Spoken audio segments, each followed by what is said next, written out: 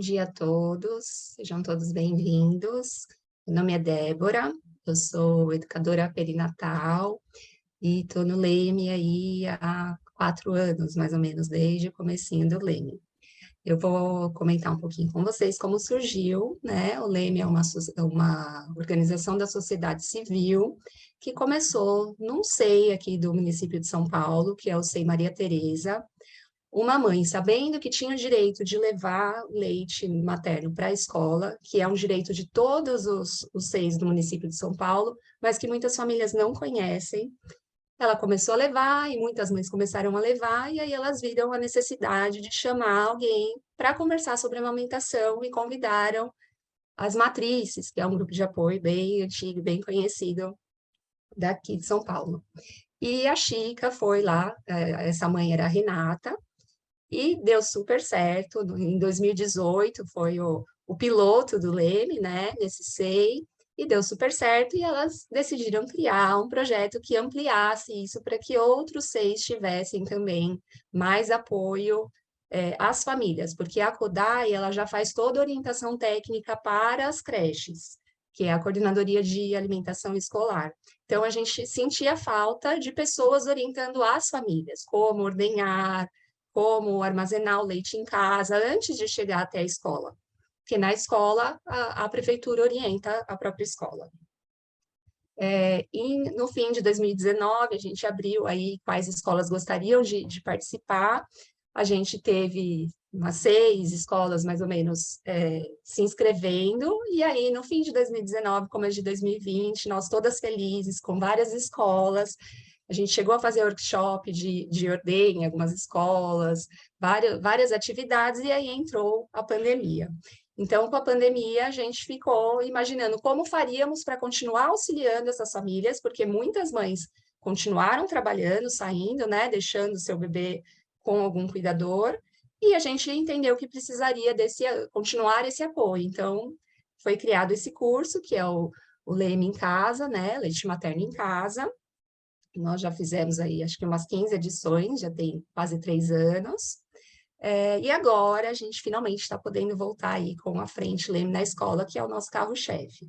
O Leme também tem outras frentes, tem o Leme nas cidades, que a gente apoia outras cidades que queiram seguir aí o exemplo de São Paulo, que é uma das que tem a legislação mais avançada, né? Então a gente tem essa frente, tem a frente do Leme Comunica, que coordena aí todas as nossas redes sociais, né? Então, a nossa ideia é sempre chegar ao maior número de pessoas para que as famílias e as mulheres tenham de volta o direito à amamentação, que infelizmente nos foi tirado, né? Na semana passada, a gente fez o curso sobre ordenha e armazenamento de leite, né? Eu fiz com a Juliana Luzio, que foi a nossa coordenadora aí por 3 anos. Hoje ela não pode estar aqui com a gente, e agora a gente está reestruturando algumas coisas do Leme, então, com muito orgulho, estou assumindo a coordenação do Leme em casa e espero que a gente continue aí fazendo esse trabalho que a gente faz com tanta dedicação há tanto tempo, tá? Quem vai apresentar a aula hoje, que é sobre oferta segura de leite materno, é a Diana, a Lili e a Carla, tá? E eu vou passar a palavra para elas para que elas possam se apresentar. Pode falar, Di. Obrigada, Dé. Bom dia a todos. Eu me chamo Diana.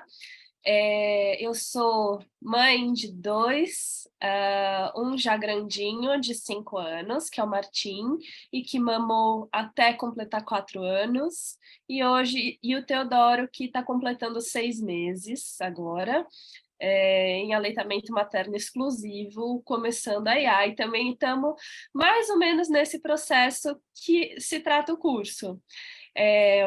Eu originalmente sou arquiteta, mas que trabalhava com audiovisual.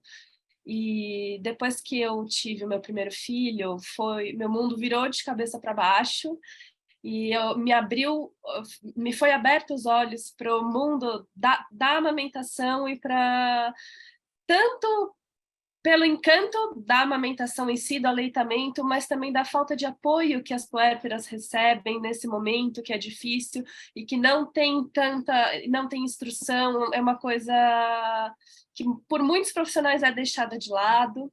Então, foi a maternidade que me fez mudar o rumo da minha vida, mudar de carreira. Eu me formei como consultora, fiz muitos cursos, hoje eu atuo aqui no Leme, eu sou consultora de amamentação e atualmente sou estudante de enfermagem, minha segunda graduação. Então, bem-vindos!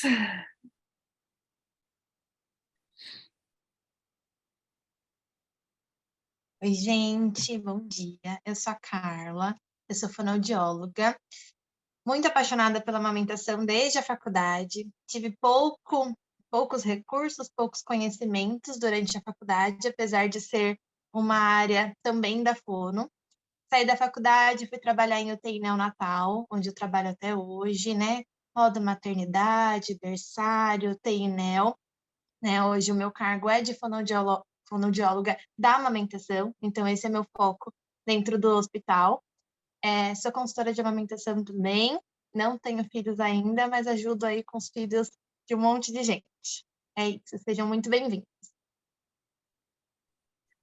Bom dia a todos, a todas. Eu sou a Lili, eu sou mãe de 3, 2 adultas e uma adolescente. Eu sou pedagoga de formação, mas depois da maternidade eu rumei, né, e fiz uma transição de carreira.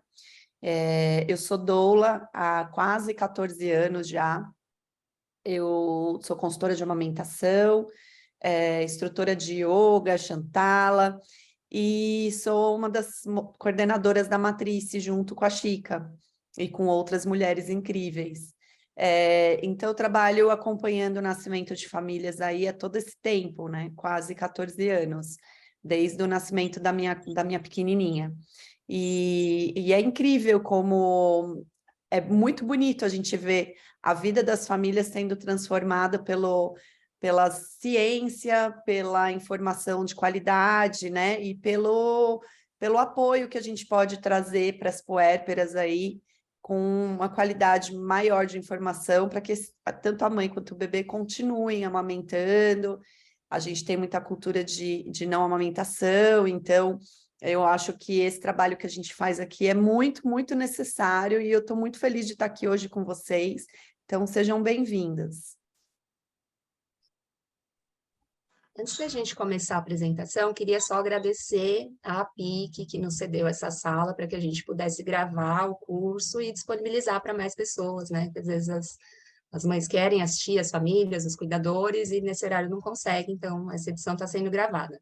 Então, a gente colocou lá na inscrição, vocês que aceitaram, né? Se inscreveram, entraram aqui, aceitam ceder a imagem e o som, tá bom? Lili, se você puder colocar a nossa cartilha, porque a aula passada ele é bem importante para a parte da mãe, né? Para guardar o leite.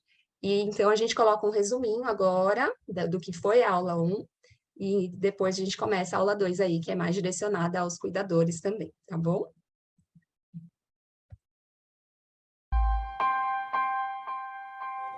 Ordenhar o leite para deixar para o seu bebê pode ser trabalhoso, mas não é nenhum bicho de 7 cabeças. A primeira parte é conseguir um recipiente para armazenar. Você pode usar vidros com tampa plástica. Pode ser qualquer um, desde que possa ser esterilizado.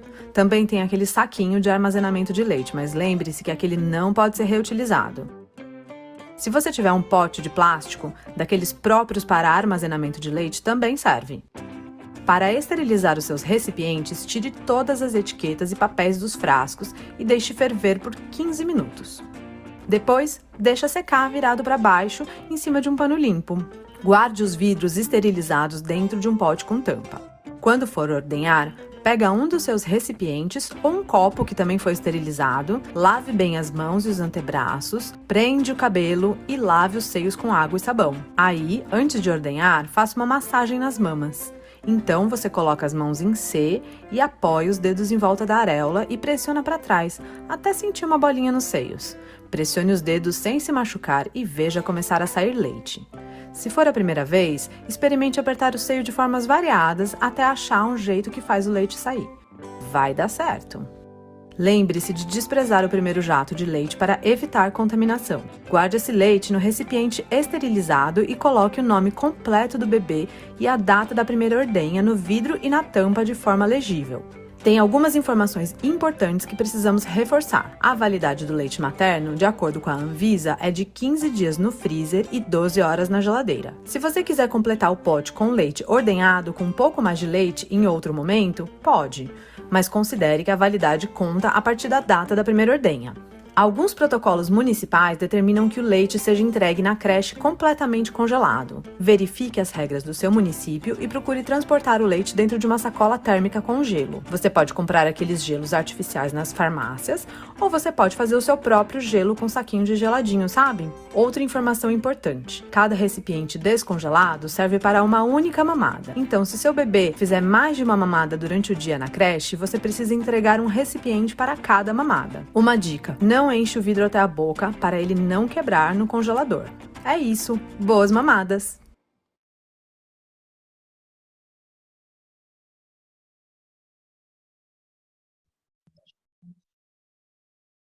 Pronto, muito legal. Vocês me escutam bem? Enquanto eu estou falando um pouquinho, a Lili vai compartilhar a tela com os slides para auxiliar a gente no curso. Então, vamos agora dar início, de fato, à aula 2, que é sobre oferta do leite, como ofertar para o bebê aquele leite que foi armazenado. Isso pode ser feito por qualquer cuidador, né? Não é só a mãe. Então, essa aula a gente sempre incentiva quem puder chamar outras pessoas que também cuidam do bebê, como os pais, avós, babás, pessoal que tem interesse, que vai cuidar do bebê. Tá bom? Só um recado, a gente pede agora para deixar o microfone desligado. Quem quiser colocar dúvidas, coloca no chat, que assim que a gente terminar a aula, a gente vai abrir o microfone para quem quiser falar e a gente vai responder todas as dúvidas que foram deixadas ali, tá bom? É só isso de recado. Pode começar, Lili.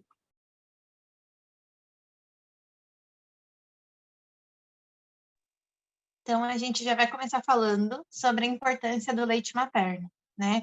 Então, a gente fala muito sobre os benefícios para o bebê, né? Então, que a gente já ouve falar muito, né? Que ajuda na imunidade do bebê, diminui alguns riscos de algumas doenças, alergias, diarreia. Mas aí também tem os benefícios para quem amamenta, né? Então, diminui as chances de diabetes, de colesterol alto, também traz benefícios para as mães. Para a saúde financeira, né? Então, quando a gente compara com o uso de fórmulas infantis, então o custo dessa família, né, é muito reduzido, né, comparado com famílias em que optam pela fórmula infantil. Então, o gasto dessa família, né, tem até uns vídeos na internet que calculam um pouco isso dentro de um ano, quanto foi gasto. Então, também ajuda na saúde financeira dessa família. Na saúde pública, no geral, porque temos crianças menos doentes, né? Então, num todo, também traz benefícios e benefícios para o mundo, né? De crianças mais saudáveis, mais bem alimentadas e com os vínculos estabelecidos. Amamentar é uma responsabilidade tamanha que não pode recair só sobre a mãe. Então, sobre essa aula, sobre o que a Diana já começou falando, é por isso que ela é tão importante que tenha presença, né? Essa aula em especial que vai ficar gravada. Então, para aqueles que não conseguirem assistir agora, né, de forma ao vivo, mas conseguirem repassar para os cuidadores, para a rede de apoio, né, para eles também saberem a importância e se sentirem confortáveis com essa opção, com essa escolha da mãe continuar a amamentar. Então, buscar informações atualizadas, né, e de boa qualidade, e nunca dizer para a mãe que ela não é capaz.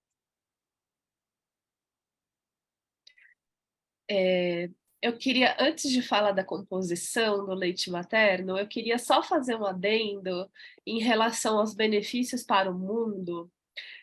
que além do que a Carla falou, né, de uma sociedade mais saudável, os bebês amamentados se tornarão adultos mais saudáveis, a gente também tem o quesito ambiental, que hoje está muito em alta falar sobre isso, mas que muitas vezes é deixado de lado. E se a gente pensar, o leite artificial, ele vem da vaca. O que a gente precisa para isso? A gente precisa de pastos, a gente precisa de desmatamento, a gente precisa de uma indústria que tem todas as questões que envolvem a indústria, como poluição, como gasto energético, como gasto de transportes, muitos caminhões para levar essa fórmula para todos os lugares, e também de embalagens, gastos com o embalamento, né, da fórmula. Então, se a gente for pensar pelo lado ambiental, o leite materno também é muito melhor se comparado com a fórmula. Só queria fazer esse balanço também, né? Além de falar da sociedade, para a gente pensar por esse outro lado, que hoje em dia se fala mais, se fala muito e que é importante. Bom, então, sobre a composição do leite materno, aqui nessa tela a gente consegue ver, assim, inúmeras coisas que tem no leite materno.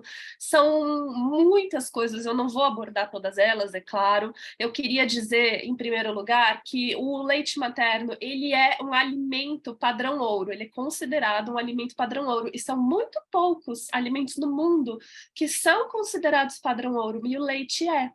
O leite materno, ele é. E ele é indiscutivelmente o melhor alimento a ser ofertado para o bebê. Nenhuma fórmula ou outro alimento qualquer consegue substituir as propriedades nutricionais e imunológicas que tem o leite materno. Então, a recomendação hoje da Organização Mundial da Saúde, como talvez a maioria de vocês saibam, é de 6 meses que seja leite de forma exclusiva, né? Então, se a gente for falar de leite materno exclusivo, e bebês que tomam fórmula também, leite de fórmula exclusivo. E a alimentação complementar a partir daí, até 1 ano, e de 1 ano até 2, a alimentação se torna o principal alimento e o leite continua sendo muito importante, e ele é preconizado que seja dado no mínimo até os 2 anos de idade. Desmamar antes disso a gente considera como desmame precoce, tá bom?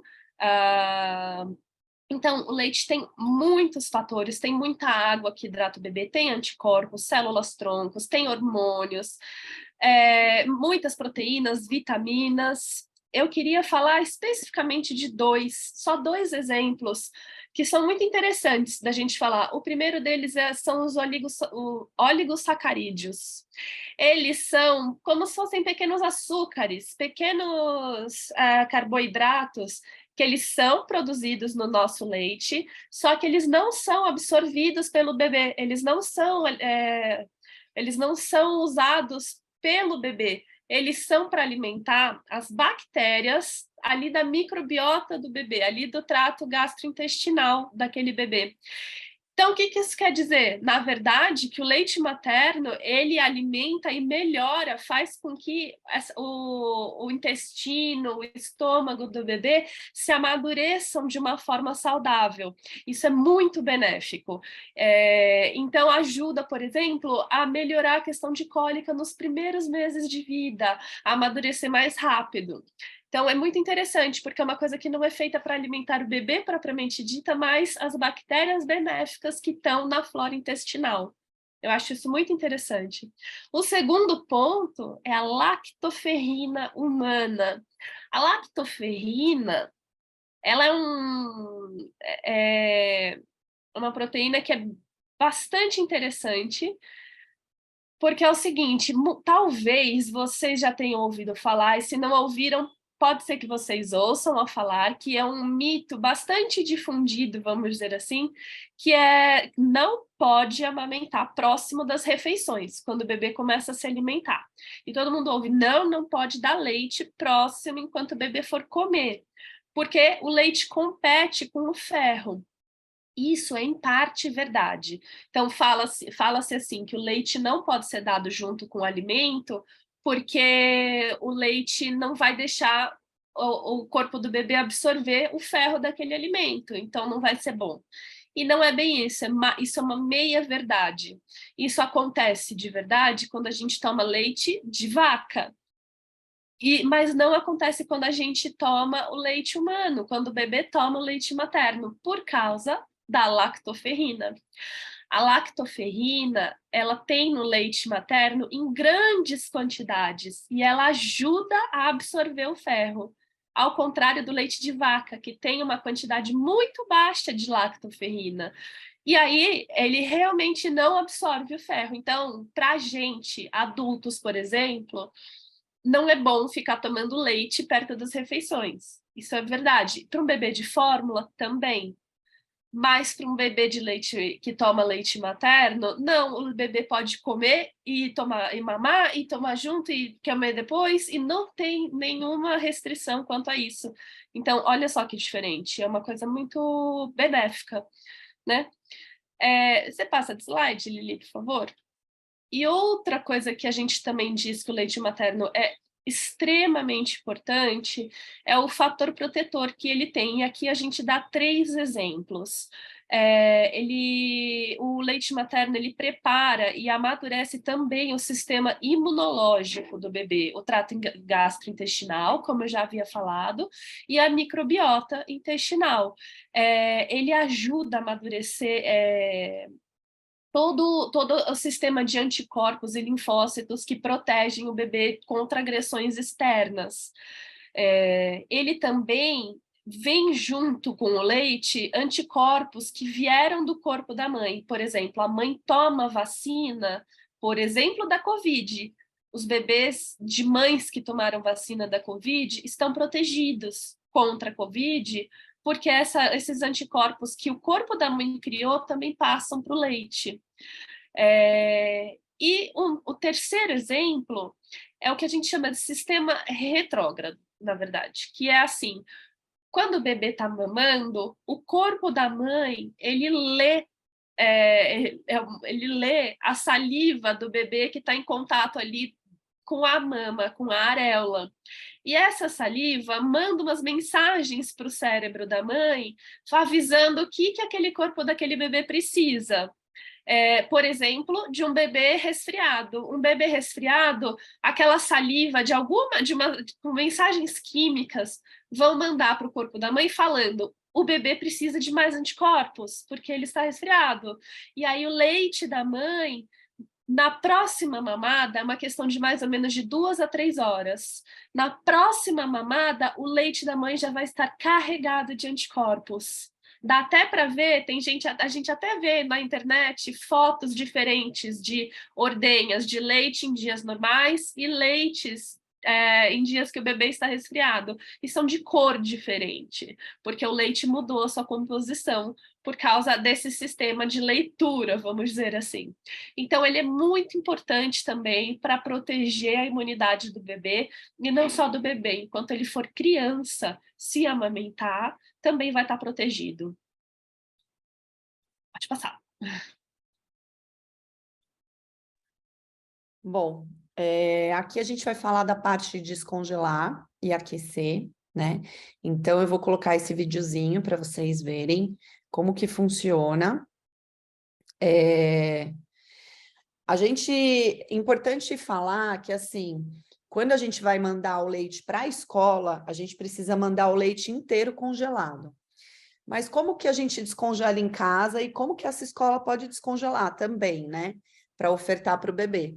Então, assim, a gente aquece a água, desliga, um pouquinho antes da água começar a ferver, a gente desliga, e aí a gente coloca o leite dentro dessa água quente e faz como aqui no vídeo. Vai agitando o leite para ele descongelando devagar, tá vendo? É assim que a gente consegue descongelar um leite mais rápido. Esse leite ele não pode ir para o micro-ondas. A gente entende o leite materno como um leite totalmente vivo, né? Cheio de propriedades que beneficiam o bebê. E quando a gente coloca no micro-ondas, a gente perde todas essas propriedades. Então, o ideal é que não vá no micro-ondas. A gente pode também descongelar em geladeira. E aí, esse descongelar em geladeira é para uso doméstico, para a gente deixar em casa. Não dá para a gente mandar para a escola um leite descongelado. Então, quando a gente vai fazer uso em casa, a gente pode tirar do congelador e colocar dentro da geladeira. E aí ele vai, conforme ele vai descongelando, a gente vai colocando em outro potinho e ofertando para o bebê. Aquecendo sempre em banho-maria. Esse leite descongelado, ele pode ser armazenado por 12 horas na geladeira. Então, conforme ele vai descongelando, a gente vai colocando num potinho, ofertando para o bebê, e esse leite tem esse tempo de duração. Importante que, assim, tudo que vai em contato com a saliva do bebê, a gente precisa desprezar. Por isso que é legal ir ofertando de pouquinho. Então, o bebê tomou tudo, a gente põe um pouquinho mais e oferece mais. Se o bebê não tomou um restinho e sobrou um pouco, a gente precisa, infelizmente, desprezar esse leite. Deixa eu passar para o próximo. Bom, validade do leite, né? A validade do leite ordenhado, segundo a Anvisa, né, a Rede Brasileira de Leite Humano, aqui no Brasil, a gente segue esse padrão de validade. Então, no congelador, 15 dias, o leite fresco na geladeira, 12 horas. Então, se a gente ordenha e ao invés da gente congelar, a gente guarda na geladeira, esse leite vai durar esse tempo. O leite fresco em temperatura ambiente, a gente não tem uma literatura que fale com exatidão, assim, quanto tempo esse leite dura. E o leite descongelado, da mesma forma que o leite fresco na geladeira, 12 horas, né? Como eu falei no slide anterior, o banco de leite, as creches, eles só aceitam o leite 100% congelado. Então, a gente precisa ficar alinhado aí, se a gente vai mandar o leite para a escola, ou se a gente vai doar leite, para que a gente faça exatamente conforme a instituição orienta a gente. Esse leite que for descongelado, ele não pode voltar para o congelador. Ou ele é oferecido para o bebê no tempo da validade, ou ele é descartado. E aqui a gente tem uma validade muito mais elástica, porque a gente está falando de outros países, né? Então, cada país tem a sua recomendação. Então, em cima de diversos fatores, né? De desenvolvimento humano, de saneamento básico, né? De necessidade populacional, os países, eles estudam e fazem um protocolo igual para todo mundo. Quando a gente fala de Brasil, a gente fala de muitas nuances, né? De recortes sociais. Então, a gente tem pessoas que não têm energia elétrica ainda, e a gente tem pessoas com muita qualidade de higiene, né? Então, a gente pode até fazer esse comparativo, que nos outros países, até pela temperatura e por toda essa questão de desenvolvimento um pouco maior, a gente tem essa elasticidade na validade. Então, por exemplo, nos Estados Unidos, 6 meses. O leite fresco na geladeira, 4 dias. O leite fresco na temperatura ambiente, 4 horas. E aí até 25 graus. E o descongelado, 24 horas, né? Então, a gente vê essa mudança nos outros países, né? E por que no Brasil a gente não segue isso? Como eu falei para vocês, cada país tem o seu protocolo. É claro que, assim, eu pessoalmente, Lili, eu ordenhei o meu leite. Eu tenho uma condição de higiene perfeitamente dentro da minha casa. Eu vou ofertar esse leite para o meu bebê. E aí, eu vou seguir o protocolo do Brasil. Mas me dói o coração ver que, às vezes, algumas mulheres falam assim, passou 12 horas, será que eu posso ofertar esse leite para o meu bebê? Poxa, não vai estragar. Então, a gente sempre recomenda que siga, sim, a recomendação do Brasil, mas, sei lá, deu 13 horas, né, e você acha que aquele leite está em condição, você faz o seu julgamento. Aqui no Leme, a gente sempre recomenda o que a instituição do Brasil, né, os protocolos de saúde, eles trazem para a gente, né? Então, a gente tem essa elasticidade de tempo e diferença conforme cada país. Posso fazer um adendo, Lili? Você pode Pode. voltar o slide, por favor? Eu só queria levar um pouco mais de atenção para essa coluna do leite descongelado, para notar um pouco a diferença com o protocolo brasileiro. O protocolo brasileiro fala de que o leite descongelado tem validade de 12 horas.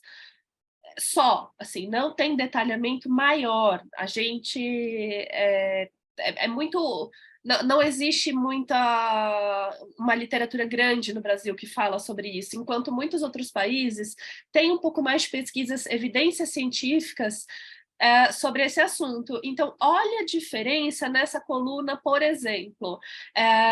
Todos os países, eles falam que o leite fresco, o leite descongelado, desculpa, eles têm duração de 24 horas, se frio. Como que é esse se frio? É se descongelado na geladeira, se ele não foi aquecido, ou seja, se eu tirei do congelador e botei na geladeira, aí ele tem validade de 24 horas.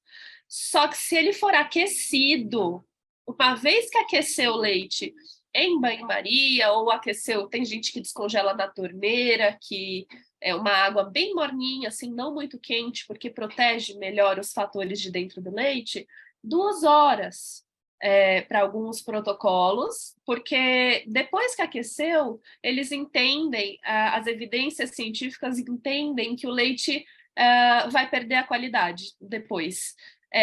Tem países como o Canadá, por exemplo, que diz que é uso imediato. Aqueceu, usou. Se sobrou, esse leite vai ser descartado, entendeu? Então, olha a diferença com o protocolo do Brasil, tá bom? Isso é para cada um pensar de acordo com o que cabe melhor dentro do seu contexto. Exatamente. Tá bom? Mas a gente traz essas diferenças para todo mundo poder entender um pouco do que estamos falando. E só complementando um pouquinho, Diana, assim, o leite materno ele ainda continua sendo um leite muito superior do que o leite de fórmula, né? Então, a gente sempre traz aqui esse olhar um pouco das evidências e do que a gente preconiza no Brasil, mas eu acho que, pessoalmente, vocês podem olhar e fazer essa elasticidade de julgamento aí para o que cabe para vocês. É muito interessante isso das evidências, né? E outra coisa que eu queria pontuar para vocês, a gente recebeu no grupo de apoio mensagens das mulheres. Na hora de descongelar, tem acontecido o vidro às vezes tem trincado, né? Então, se você coloca numa água muito quente, às vezes dá um choque térmico e o vidro estoura. Então, assim, também ficar de olho na qualidade do vidro que vocês vão né, usar no congelador, não encher até a tampa. E às vezes pode até deixar um pouquinho, né, ou na água fria, ou deixar um pouquinho fora, só para dar uma quebradinha um pouco, né, desse gelo, e aí você descongelar mesmo na água mais morninha, não deixar a água muito quente. Vou passar para o próximo. Aí, pronto. Então, confusão de bicos. Isso daqui é um assunto muito, muito falado. Eu acho que muitos de vocês já ouviram falar, talvez alguns não, mas é uma coisa que se tem falado bastante. Então, a confusão de bicos, ela acontece quando o bebê começa a confundir e depois ele pode começar a rejeitar o peito da mãe, pois ele se acostumou com o uso daquele bico artificial, da mamadeira, da chupeta. Os bebês, resumindo de uma forma bem resumida, os bebês eles vão aos pouquinhos desaprendendo o movimento correto de mamar no peito, da ordenha do peito, e eles começam a extrair menos leite. E aí, o que acontece? Eles acabam reduzindo o tempo mamando, porque eles não conseguem extrair tanto leite, e isso também diminui a produção de leite materno. E que, com o tempo continuando, isso acaba gerando uma rejeição, pode gerar uma rejeição e que vai gerar um desmame precoce. Isso foi de uma forma muito, muito resumida, mas, assim, os bicos artificiais, seja mamadeira ou seja chupeta, eles ainda são o principal método utilizado com os bebês. A gente olha um bebê, vê coisas de bebê e tudo tem chupeta, tudo tem mamadeira, não é? Ele está extremamente associado à cultura do bebê e não mamar no peito da mãe, não é? É muito forte as pessoas quererem dar mamadeira, quererem dar chupeta, mas o bico artificial é um grande fator de risco para o desmame precoce. Então, eu sempre gosto de falar daquele exemplo. Vocês já ouviram alguém comentar assim? Por exemplo, o meu filho desmamou sozinho aos 7 meses. E a pessoa fala, não, ele não quis mais. Imagina, aí você pergunta para ela educadamente, assim, mas usava chupeta? Ou usava mamadeira de vez em quando? E a pessoa muito provavelmente vai falar que sim, mas que era tranquilo, porque eu usava desde os 3 meses e nunca deu nada. E aí desmamou sozinho meses depois. Entendeu? A pessoa nunca vai fazer, não consegue fazer a relação, porque ela não entende que foi um processo longo e silencioso e que gerou esse desmame. Mas existe um fato, que nenhum bebê desmama sozinho antes dos 2 anos de idade. Tá bom? Esse desmame antes dos 2 anos de idade é um desmame precoce e ele nunca vai ser feito pelo bebê. Sempre que um bebê desmama antes, vai ser feito por alguma coisa que está interferindo na amamentação. E, na maioria das vezes, é por causa de um bico artificial ou alguma coisa que gerou confusão de bicos. E se a gente for pensar em outros parâmetros, se a gente for pensar na natureza, em nós, na nossa sociedade, há muitos e muitos séculos atrás, milhares de anos atrás, descobriu-se que a nossa espécie ela é biologicamente programada para mamar até mais ou menos a primeira perda de dentes, que é mais ou menos aos 5, 6 anos. A gente, teoricamente, assim, deveria mamar até mais ou menos essa idade, que é quando a amamentação ainda protege muito a criança. Mas isso se mudou já tem muito tempo, e por questões culturais e sociais, na dinâmica da nossa vida, isso já não fazemos mais. Mas a gente hoje, muitas pessoas olham com estranheza uma criança mamando, mas na verdade é algo extremamente natural, uma criança mamar, e nada mais do que esperado se a gente for pensar pelo lado da biologia. Então, os bicos artificiais, eles vão mudando, como eu falei, o padrão de sucção do bebê, né? Então, o uso da língua, ele é feito de uma forma, assim, quando o bebê mama no peito da mãe, a língua do bebê fica bem para frente, bem embaixo do lábio inferior, ela fica bem colocada no assoalho da boca, lá para frente, e a língua faz um movimento de levantada. Ela fica levantando para ordenhar esse leite do seio da mãe. Quando o bebê usa uma mamadeira, por exemplo, a mamadeira, ela não é elástica igual um bico do peito, ela é bem fixa, bem rígida. E ela não sai impulsos de leite, ela sai assim um fluxo contínuo. Então, o bebê precisa engolir aquele leite da mamadeira e ele começa a ter que arranjar alguma forma de parar aquele leite.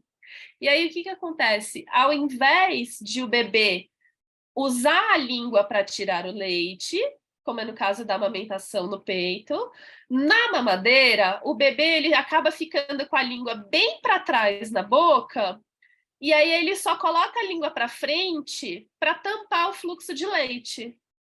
Isso é um movimento oposto. Enquanto no peito a língua está bem para baixo e para frente, na mamadeira... Dá para ver aqui, ó. Eu tô aparecendo? Tá aparecendo. Isso que a Di falou, ó, do movimento da língua, quando tá lá no peito, e quando tá na mamadeira, não tem uma aqui, né, para ilustrar, óbvio. Mas na hora que a gente coloca, ela é rígida e a língua faz isso aqui, ó. Ela fica em posição posterior e aqui, o bico fica aqui. Tanto que se a criança morder, ela consegue extrair leite igual, porque o fluxo é muito mais intenso. Então, ela não precisa fazer um movimento de sucção correto na mamadeira com a língua. Se ela só pressionar, ela já consegue extrair o leite e o problema dela está resolvido, né? Então, a fome dela já está saciada. Exato. Então, é uma forma oposta de usar esses músculos aqui da região da face, esses músculos orais que a gente fala. Então, o que acontece? Ele acaba preferindo o que é mais fácil. Qual é mais fácil? O que é mais fácil? A mamadeira é mais fácil. Sai mais leite, ele precisa fazer menos esforço. Então, o bebê acaba preferindo o que é mais fácil. Claro, todo mundo prefere o que é mais fácil, o que precisa de menos esforço. E aí, quando ele vai para o peito da mãe, na hora ele não consegue, não sei o que, aí se ajeita. Aí consegue mamar. Só que se esse tempo vai passando, aí ele vai achando ruim e vai reclamando. E aí vai começando a criar uma indisposição. Então, a gente começa a ter alguns sinais para olhar como está acontecendo a confusão de bicos. Você passa, Lili, o slide? Que aí é o próximo. Faço. Antes, deixa eu só fazer um adendo. Vocês vão ouvir muito assim, mas o bebê da minha vizinha mama no peito e chupa chupeta e tá tudo bem. Só que o que a gente está falando aqui é evidência científica. Então, assim, tem bebê que usa chupeta e desmama, e a gente vê que desmama antes do tempo. E tem bebê que, às vezes, com uma usada de um bico artificial já faz confusão, né? Então, o ideal mesmo é a gente tentar, quem quer manter a amamentação, não usar esse tipo de apetrecho, porque sim, a evidência científica mostra para a gente que atrapalha sim na amamentação. E nós estamos aqui com essa função mesmo, de informar, de proteger, né, a amamentação, igual quando a gente fala da chupeta, né? Eu sempre dou esse exemplo. Quanto tempo por dia um bebê fica com a chupeta na boca e quantas vezes ele vai para o peito? O tempo que ele fica com a chupeta na boca é muito maior do que as vezes que ele vai para o peito. Então, o padrão que ele vai adquirindo é aquele que ele está trabalhando por mais tempo. Então, o músculo que ele vai aprender a funcionar é aquele que ele funciona por mais tempo. Então, quando vai para o peito, já bagunçou tudo. Por isso que é isso. Às vezes, um pico de cólica da criança que introduz a chupeta e fica ali umas 48 horas usando a chupeta para acalmar, quando vai para o peito já não volta do jeito que era antes, porque ele ficou muito tempo exercitando um músculo que não é o mesmo músculo que usa na amamentação. Então, sim, em alguns casos é muito rápido e outros a gente vai observando os sinais por um tempo mais prolongado, mas esse é o nosso objetivo aqui, né? Alertar e dar a informação correta com base científica que a gente tem fora toda a nossa observação clínica com muitos bebês atendidos de maneiras diferentes que acontece, mas que acontece. Exatamente. Então, quais são os sinais, né? A Carla falou, observando os sinais. Então, como que a gente pode saber que um bebê está entrando em confusão? Quando numa situação em que um bebê usa um bico artificial, como que a gente sabe? Não só o bico artificial, tá bom? A gente vai falar disso depois, mas existem outros apetrechos que também podem interferir na forma da mamada, mas os bicos são os principais, mas a gente já chega lá. Então, quais são os primeiros sinais? A primeira coisa que a gente começa a notar é que o bebê tem sonolência para mamar. Por quê? Porque ele está tirando menos fluxo de leite. Como ele não consegue ordenhar com eficácia, ele não consegue tirar leite com eficácia, o fluxo de leite é menor. E aí, o que acontece? Ele acaba dormindo, ele usa o peito só para dormir e não... Vocês estão me ouvindo? Porque saiu do destaque, desculpa. Carla, você me ouve? Sim, Di, tá. Tá bom, desculpa, só que mudou o destaque aqui, eu me perdi na hora, desculpa. Então, voltando, e aí o bebê acaba dormindo, porque ele não tá tirando, não tem leite, não tem fluxo de leite para deixar ele ativado, para deixar ele acordado, sabe, interessado. O outro sinal, que é mais ou menos a mesma coisa, é a mamada pouco ativa, ele fica no peito, mama um pouquinho e já não tem interesse, ele não faz deglutições eficazes, você não fica vendo ele tirar o leite, assim, ele mamar com vontade, que é também um gancho para o terceiro item aqui, que são as poucas deglutições. Ele acaba só fazendo uma mamadinha pequenininha, e ele pode, aí é um sinal bastante importante, machucar o peito, porque a pega fica inadequada. E pode ser, por exemplo, por mordidas, ele começa a morder, como ele morde a mamadeira, como ele morde o bico da chupeta, como ele morde também outros apetrechos que também são usados para ofertar líquido, por exemplo, canudo. Bebês mordem muito canudo, e canudo também pode dar confusão de bicos. Então, quando você percebe que o bebê está machucando o peito, tem alguma coisa aí, tem alguma coisa interferindo, que ele está mordendo e está machucando. Então, a gente procura retirar esse item. Aí tem também o bebê que começa a ganhar menos peso, porque ele está fazendo uma ingestão menor de leite.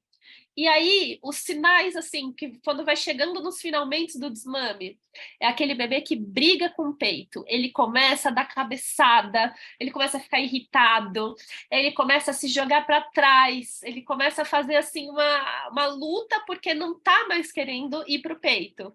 E, por último, é aquele bebê, assim, que faz muita náusea quando vai mamar, que, assim, começa a mamar e já faz aquela cara e, assim, recusa totalmente. Então, isso é um processo, não é uma questão, não é de imediato. Alguns bebês, como elas falaram, sim, podem machucar logo no primeiro dia de uso de algum apetrecho, por exemplo, mas outros não.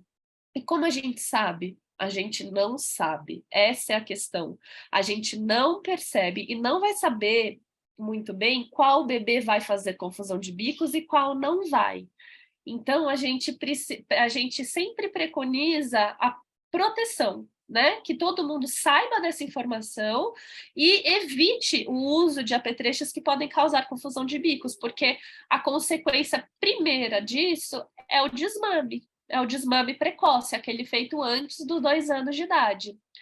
E passa despercebido para a maioria das famílias, porque muitas vezes não é tão rápido e pode levar meses, 4 meses, 5 meses, e aí o bebê desmama, a produção de leite caiu e você nem percebeu.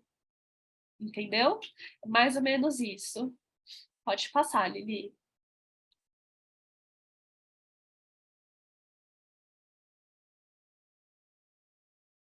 Carla? Desculpa, estava desligado.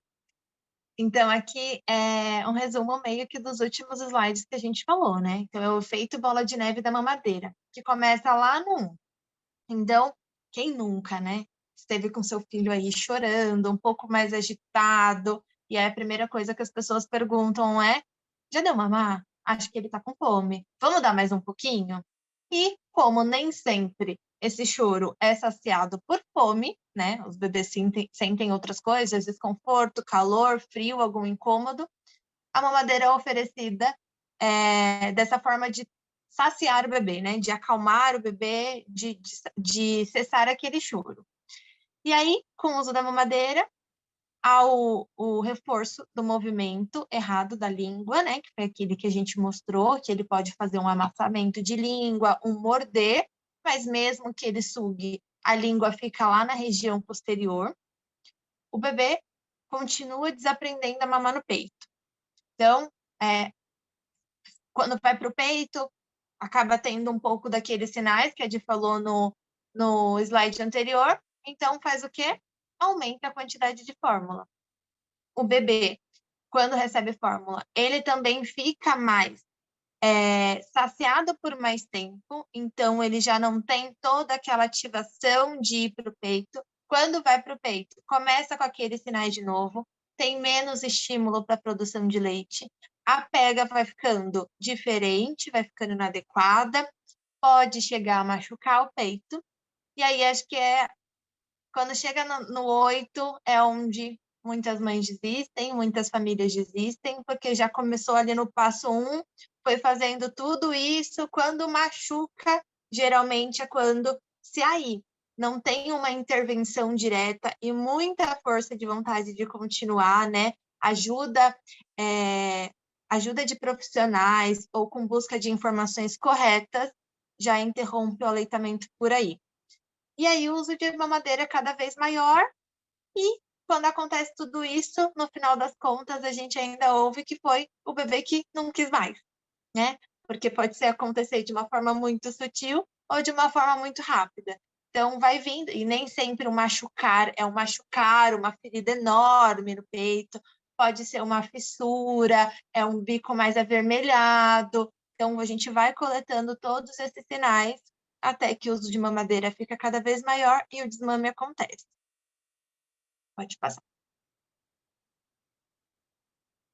E aí a gente tem a NBCAL, né, que é uma norma brasileira de comercialização de alimentos para lactente, que veio para proteger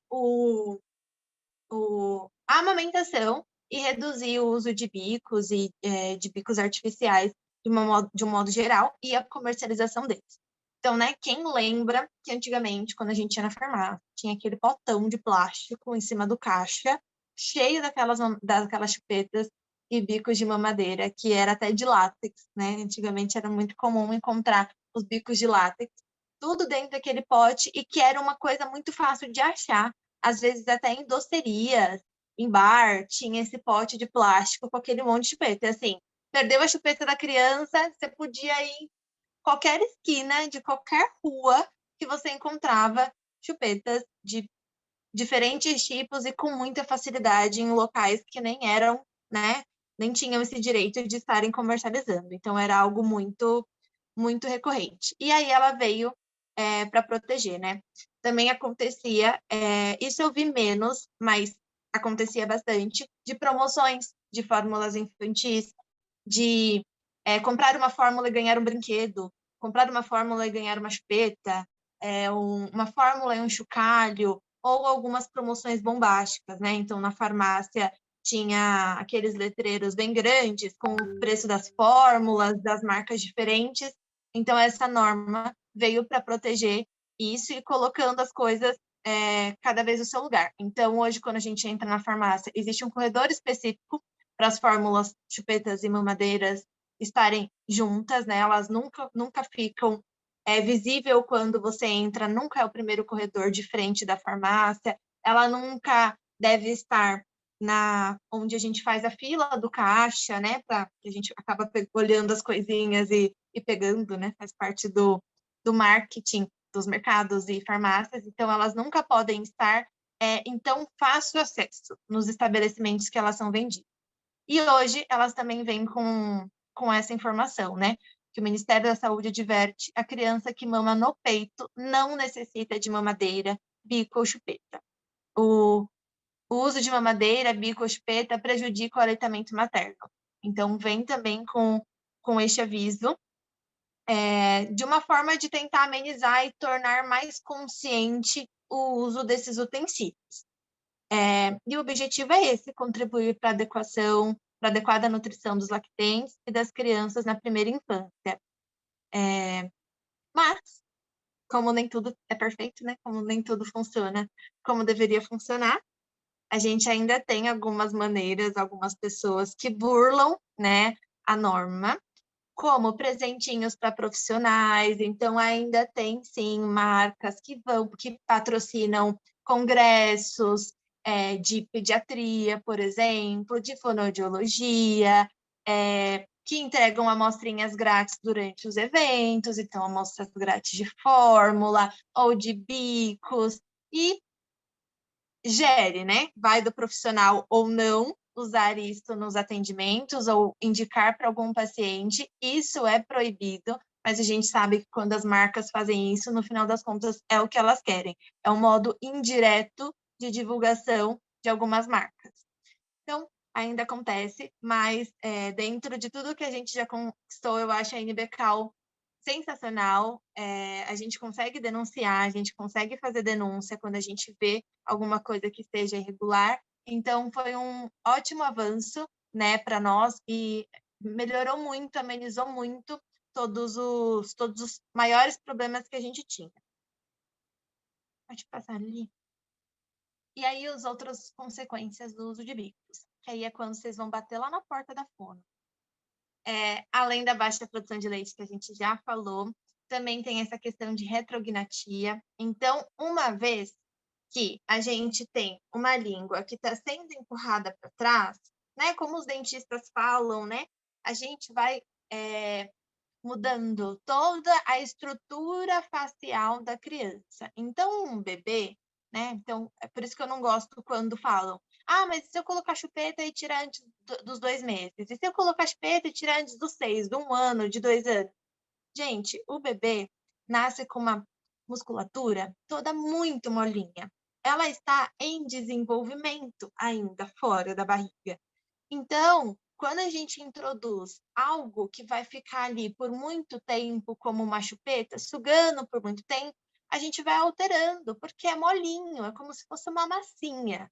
Então, a gente vai criando atrito, por exemplo, lá no palato duro, né, que é o céu da boca, quando ele está sugando a chupeta, que é um bico rígido, e essa musculatura vai afundando, vai ficando com o céu da boca mais fundo, mais estreito, ele vai ficando com a anatomia de que esse bico, do que o bico tem, diferente do mamilo, que ele é elástico.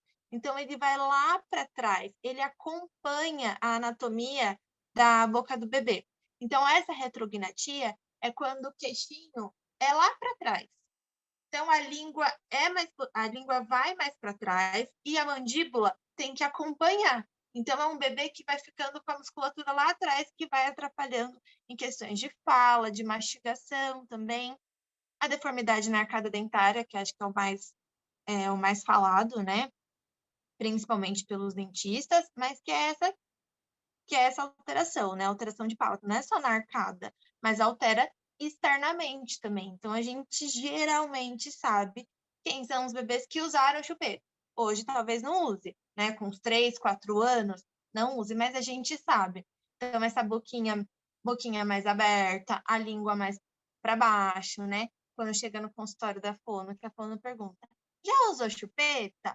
E aí a mãe diz que não, é só olhar para a cara do bebê que a gente já sabe, assim, dá para fazer uma aposta. A musculatura fica muito diferente, muito padrãozinho mesmo de quem usa. Então, mastigação e pronúncia, né? Mastigação lá na introdução alimentar, às vezes vai começar a colher os frutos lá na introdução alimentar de que ela não está funcionando muito bem, de que o bebê não está mastigando, então ele não se dá bem muito com alimentos mais sólidos, ele fica mais no pastoso e fica mais no pastoso por mais tempo, então o bebê já tem 1 ano e meio e ainda come pastoso porque ele não tem condições, essa musculatura não foi estimulada para mastigar e vai se criando aí um problema maior. A pronúncia, que é a fala, então a gente precisa da língua, do lábio, da bochecha, para conseguir falar alguns fonemas, né, alguns sons da nossa língua, e quando está alterada, o som sai distorcido, então trocas na fala, ou uma fala distorcida mesmo. Infecções no geral, né? Primeiro que os bicos artificiais são porta, né, de entrada para bactérias, fungos e mais um monte de coisa. A quantidade de vezes que um bebê joga a chupeta no chão, que a chupeta está presa e ele engatinha arrastando a chupeta no chão. Então, ainda tem essa questão. E os vícios orais, né? Que às vezes começa na ideia, eu vou dar, mas eu vou tirar. E aí esse tirar só vai sendo prolongado porque se torna um vício. A criança se acalma só dessa forma, né? Os pais só conseguem viver com essa criança dessa forma. Então vai criando algo muito mais prolongado. Então, nenhum bico. Nenhum bico. Eu estava lendo até um artigo essa semana sobre isso, de uma dentista. Nenhum bico, nem ortodôntico, nenhum, de nenhuma marca, nem o mais caro, nem o que imita o bico do peito, nenhum bico, ele é recomendado por profissionais. Nenhum será melhor do que o peito, que foi feito exatamente para isso, para os bebês, para a criança, para o seu filho. Então, é preciso fazer uma escolha consciente. Mais uma vez, a gente está aqui para falar dos riscos, do que vocês podem encontrar, mas a escolha, né, no fim das contas, sempre vai ser pessoal. É isso, pode. Bom, vamos às alternativas, né? Então, eu sempre escuto assim, gente, mas se eu não posso dar uma mamadeira, como que eu vou dar o leite para o bebê? Então, a gente tem vários jeitos de ofertar esse leite para esse bebê, sem que ele tenha confusão de bico e um desmame precoce. Então, uma das alternativas é o copo de dose, acho que todo mundo tem em casa, né? Um copinho de shot, assim, que é esse primeiro que a gente está vendo. A fase desde o nascimento. Então, ele é fácil de esterilizar. A gente tem a xícara, que também é desde o nascimento, que também é uma alternativa ao copinho. Ela tem a boca um pouquinho mais aberta, um pouquinho mais arredondada, e é isso que a gente precisa observar. A ponta tem que ser arredondadinha, para que a gente consiga ofertar direitinho, sem machucar a boquinha do bebê. Vou passar. Aqui, colher. A colher dosadora é uma outra alternativa, que é essa que vocês estão vendo aí à direita da imagem. Ela simula um pouco uma mamadeira, só que a boca dela é uma colher. Então, assim, tem gente que se sente mais confortável, porque a gente vem de uma cultura de mamadeira, né? Então, na nossa cabeça fica, meu Deus, o bebê vai engasgar quando ele for tomar o leite no copo. Não, eu preciso dar de outro jeito. Então, quem não se sente seguro tem essa opção da colher dosadora, que também é desde o nascimento, né? Até o bebê demonstrar uma certa autonomia de querer segurar sozinho e tal, e aí a gente vai para outras alternativas, né? Ou tem a colher também, colher comum, né? Essa que a gente está vendo aí à esquerda do vídeo, também desde o nascimento, a gente consegue ofertar colostro. Então, a gente pode fazer uma autordenha, né? E ofertar esse colostro na colher, às vezes até para dar uma despertada no bebê, às vezes é um bebê muito sonolento, a gente consegue fazer isso, ele sente o cheiro, desperta e vem para o peito, né? Então, também é uma alternativa interessante, sem desmame. O copo de bico rígido, né? Sem a válvula, esse que é muito importante. Ele é aproximadamente 4, 5 meses, mais ou menos, nessa fase. Ele tem um fator de risco moderado, né? Porque é aquela questão, né? A gente tem não só a confusão de bico, a gente tem confusão de fluxo, né? Alguns bebês, por exemplo, quando eles usam esse copinho, às vezes o processo da boca, o jeito que eles pegam o copinho, é um jeito diferente do peito, né? Então, a gente tenta simular ao máximo todos os utensílios que façam o bebê ter o mesmo comportamento de boca quando ele tem no peito, né? Então, na direita, aí a gente tem o copo 360, que é mais ou menos com 6 meses, também fator de risco moderado. Os dois apetrechos, o bebê pode manipular desde que esteja acompanhado por um adulto, né? Ele tem que ser supervisionado junto com o adulto, às vezes vai ofertar água, né? No copo 360 também tem que ser sem a válvula, né? E nessa diferença dos dois copos, o 360 ele é mais parecido com a boca do copinho, né? Que a gente viu lá no começo, e o copo bico rígido não, né? Mas ele consegue aí trazer esse leite, também é uma alternativa aí para a gente ofertar fora do peito esse leite.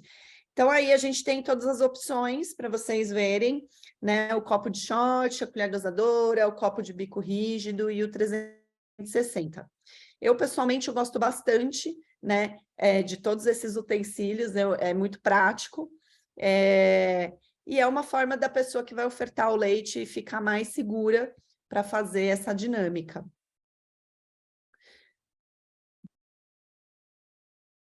Bom, vamos lá.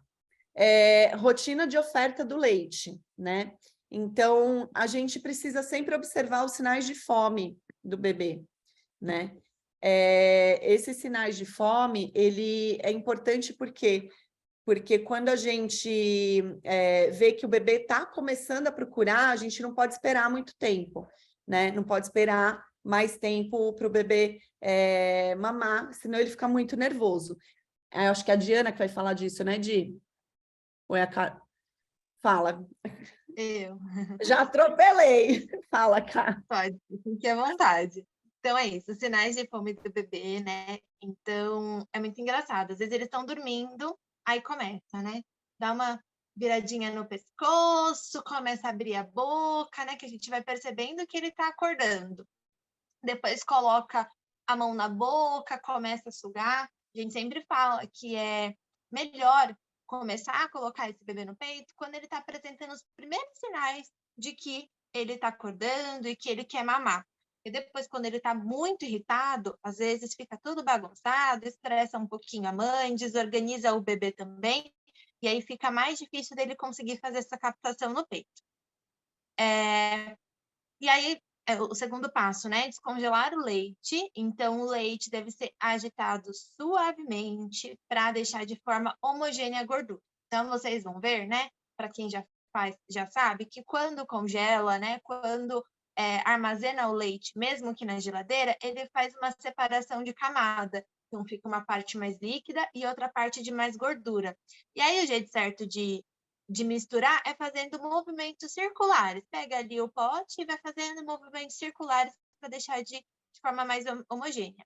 E para testar a temperatura, é sempre em temperatura ambiente ou mais frio, e aí a gente testa no dorso da mão para ver como que está essa questão de temperatura. Acomodar o bebê, então acomodar o bebê alerta, né? Acordado, tranquilo, numa posição semi-sentada, né? Ou sentada, com a cabeça da criança formando um ângulo de 90 graus, né? Então, um pouquinho mais inclinada com o pescoço. E ofertar o leite. A gente começa encostando a borda do utensílio. A gente vai mostrar vídeos e aí vai ficar mais claro de ver. Colocando na borda inferior do lábio inferior e deixar o leite começar a tocar o lábio.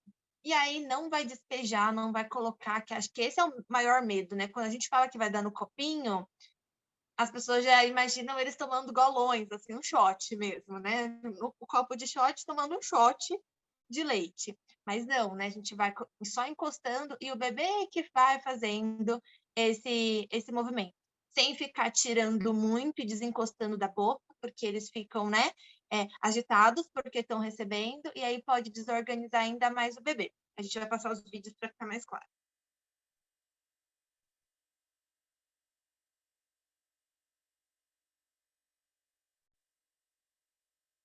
Então, olha lá. É um bebê recém-nascido, fofíssimo. Eu acho que esse que é o mais fácil no meu dia a dia, dentro da UTI. Então, a mão no lábio, a linguinha do bebê faz até um movimento de canoa, né? Que a gente chama de canolamento lingual, que é para não deixar o leite sair, escorregar da língua. Então, tá vendo como vai fazendo uma canoinha para ele conseguir extrair esse leite e engolir ele sem que derrube, né? Sem que vaze, tenha escape, né? Pelos lábios. Bonitinho, mamando rapidinho. Posso fazer só um comentário? Pode. Desculpa, só um comentário. É importante não jogar o leite na boca do bebê. Nunca, tá bom? É o bebê que demonstra que quer o leite e ele vai buscar o leite. Então, a gente deixa o leite chegar na horizontal.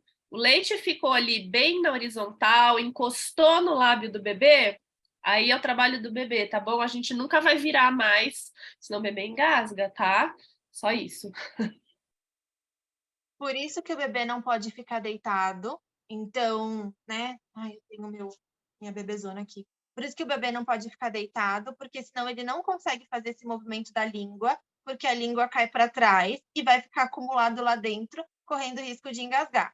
Quando a gente deixa ele mais nesse ângulo, a gente também promove que a língua tenha mais facilidade para sair, questão de gravidade, né? Então, para que a língua tenha mais chances de sair e fazer esse movimento. E outra coisa, gente, sempre o bebê alerta, porque um bebê sonolento, ele vai abrir a boca, aquele leite vai ficar todo dentro da boca e ele não vai fazer porque ele não está porque ele está sem resposta. Ninguém come dormindo, né? Ninguém, né? Durante a noite vem alguém, abre sua boca e coloca um gole de água lá dentro e ninguém vai dar conta disso. Então, prestar muita atenção nisso, em um bebê estar alerta.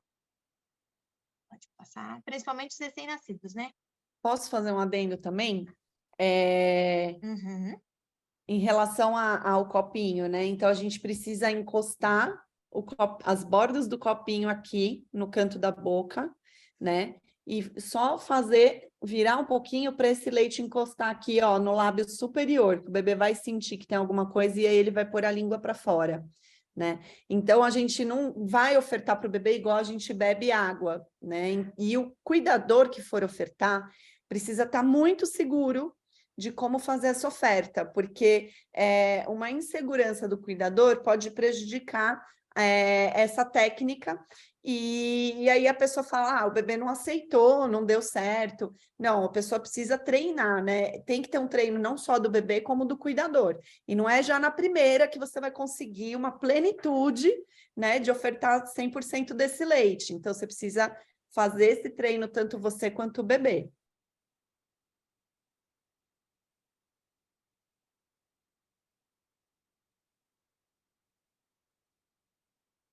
Agora a gente vai ver a sequência de alguns vídeos de bebês maiores.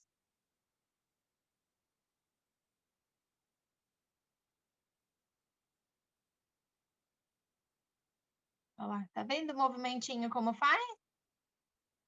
Olha a posição dessa mãe também, né? Essa mãe dessa cuidadora. Já tá tão na prática que olha como ela já faz diferente do outro vídeo, que o bebê estava de frente, eles dois já têm uma sintonia, né? Maior, já estão um pouco mais acostumados e aí eles conseguem fazer de outra forma, né? Então, dessa forma, ela não consegue olhar o bebê de frente, né? E quando a gente vai começar, a gente sempre pede para o bebê estar mais de lado ou de frente para você conseguir acompanhar o movimento com que ele está fazendo, né? Mas essa dupla aí está funcionando super. Carla, só um adendo também. É importante também o bebê estar alinhado, cabeça, pescoço e tronco, né? Porque é igual a gente não consegue engolir nada com a cabeça de lado, né? A gente precisa estar com o corpo todo alinhadinho para que dê certo essa mamada aí dessa forma. E reparem que o leite vaza. Nesse vídeo do copinho, tem leite que cai, tem leite que escorre pelo queixinho. E tudo bem, tá? Isso é normal. As pessoas às vezes ficam nervosas, se desesperam porque está desperdiçando leite, mas é extremamente normal que isso aconteça porque o bebê também está aprendendo a beber. Então, bota um paninho e vida que segue, continua, tá? Não fica tentando pegar aqui, recuperar aquele leite que está escorrendo, tá bom? É normal, mesmo o bebê mais experiente, que é o caso desse, também deixa esse leite vazar.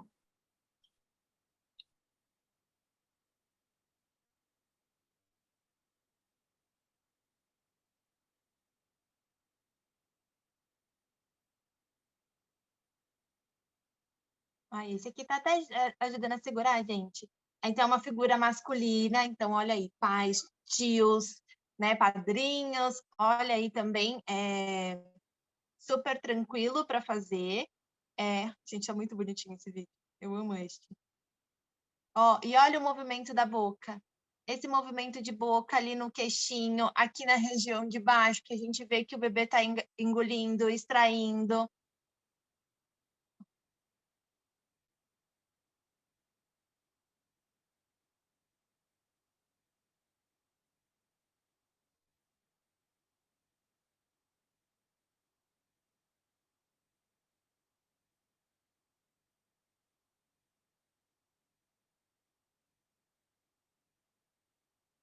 Agora, aquela mesma dupla, né? Com a colher dosadora.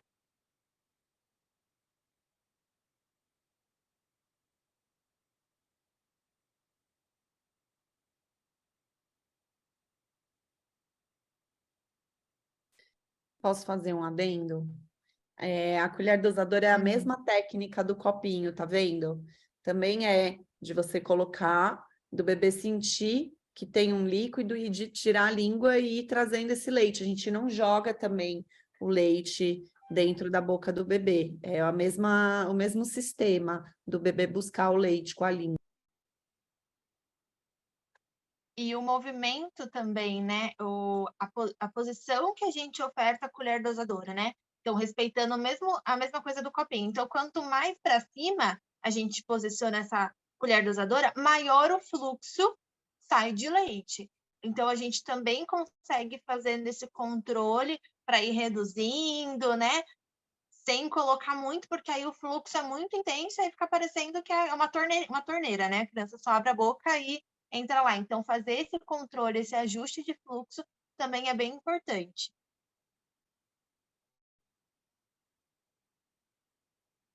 E o último, temos aí uma pessoa, né, uma figura mais velha, representando as avós.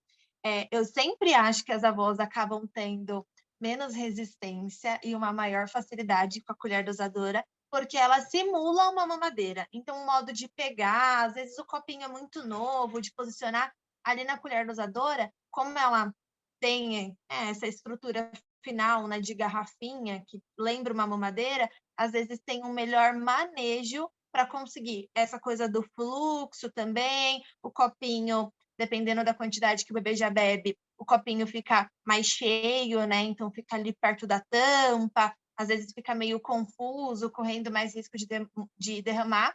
Então, acho que na colher dosadora se sentem mais seguras mesmo para ofertar.